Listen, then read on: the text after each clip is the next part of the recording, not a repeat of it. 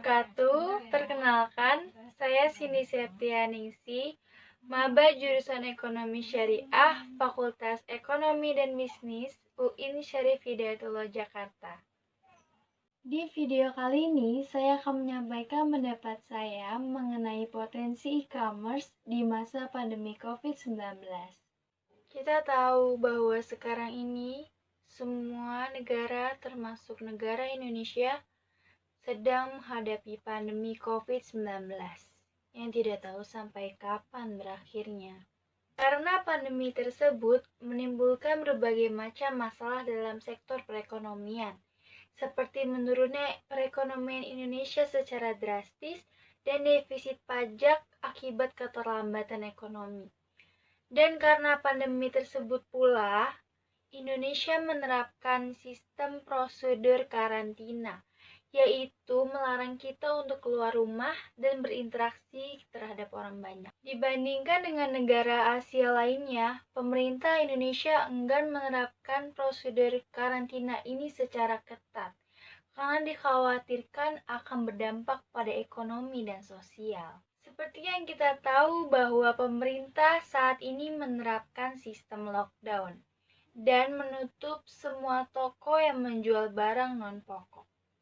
Tapi sebelum toko-toko tersebut ditutup, banyak dari kita, masyarakat Indonesia, yang belanja secara online seiring dengan peningkatan kasus COVID-19 ini. Dan juga sebelum lockdown ini diterapkan, banyak perusahaan-perusahaan yang mulai memberlakukan kebijakan bekerja dari rumah, yang awalnya dianjurkan oleh pemerintah pusat dan daerah. Selain itu, mal, toko, dan juga restoran berinisiatif untuk mengurangi jam operasionalnya dan beralih ke layanan online, bahkan ada sempat perusahaan yang tutup secara total. Karena banyaknya dari toko-toko tersebut yang beralih ke jualan online, yang menyebabkan perusahaan-perusahaan e-commerce membukukan kenaikan volume penjualan dengan semakin banyaknya masyarakat yang menerapkan sistem physical distancing di masa COVID-19 ini. Pemerintah juga mulai melirik sektor e-commerce sebagai salah satu solusi untuk mengatasi defisit pajak akibat keterlambatan ekonomi.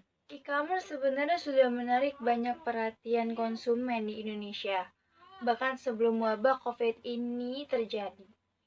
E-commerce juga merupakan salah satu pendorong utama yang menjadikan Indonesia sebagai negara dengan nilai ekonomi terbesar se-Asia Tenggara, yaitu 40 miliar US dollar pada tahun 2019 dan akan diprediksi naik pada tahun 2025 yaitu sekitar 130 miliar US dollar. Pada tahun 2018, menurut Badan Riset Inggris, bahwa Indonesia memimpin negara lain sebagai negara dengan pertumbuhan e-commerce tercepat, yaitu sekitar 78%. Pertumbuhan perdagangan online atau e-commerce yang tinggi tersebut membuat Indonesia menjadi salah satu negara di Asia Tenggara yang memiliki potensi pasar besar dalam sektor perekonomian. Dan pertumbuhan pemesanan e-commerce pun semakin berkembang pesat. Menurut Badan Pusat Statistik, semenjak 10 tahun terakhir, industri e-commerce di Indonesia mengalami peningkatan hingga 17%, dengan jumlah total usaha mencapai 26,2 juta unit. Peningkatan belanja online tersebut meningkat dikarenakan banyak masyarakat Indonesia yang memilih membeli kebutuhannya secara online. Seiring dengan berjalannya kebijakan pemerintah yang menyuruh kita untuk belajar dan bekerja dari rumah. Nah, pertumbuhan e-commerce pada kondisi seperti ini memberikan peluang besar nih bagi jasa pengiriman barang atau ekspedisi barang. Di domestik maupun luar negeri, mereka berkontribusi melakukan pengiriman dan menjaga barang kita sampai aman di tempat tujuan. Dan menurut saya, belanja online itu juga lebih mudah teman-teman, lebih praktis juga. Kalian tinggal ambil HP kalian, cari platform e-commerce kayak Shopee, Tokopedia, dan lain-lainnya. Kalian tinggal cari barang apa yang kalian mau beli, terus ya udah lakukan pembayaran secara online bisa, bayar di Indomaret atau Alfamart juga bisa. Terus ya udah kalian tunggu barang itu datang kayak gitu. Jadi gampang dan praktis. Dengan semakin banyaknya perusahaan-perusahaan atau toko-toko yang beralih ke e-commerce, itu menjadikan peluang e-commerce itu berkembang pesat dan berpotensi meningkatkan perekonomian Indonesia. Untuk mengimbangi dampak ekonomi, yaitu defisit pajak akibat keterlambatan ekonomi, pemerintah Indonesia juga mempercepat reformasi perpajakan, termasuk pengenaan pajak atas transaksi platform e-commerce asing. Dapat disimpulkan bahwa sebelum COVID-19 ini, e-commerce hanyalah sebuah pilihan.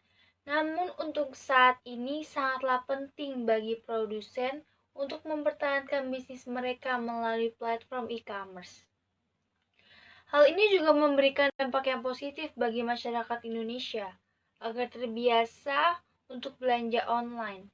Dan kita juga dapat menaati kebijakan pemerintah, yaitu nggak keluar rumah. Jadi kita bisa belanja, nggak harus di mall, kita bisa belanja di online, di e-commerce tersebut. Dan e-commerce juga berpotensi besar untuk meningkatkan pertumbuhan ekonomi di Indonesia. Gitu. Sekian dari saya, kurang lebihnya mohon maaf. Wabillahi taufiq wal hidayah. Wassalamualaikum warahmatullahi wabarakatuh. Sekian video dari saya. Terima kasih atas perhatian teman-teman. Jangan lupa di like, comment, and subscribe. Terima kasih.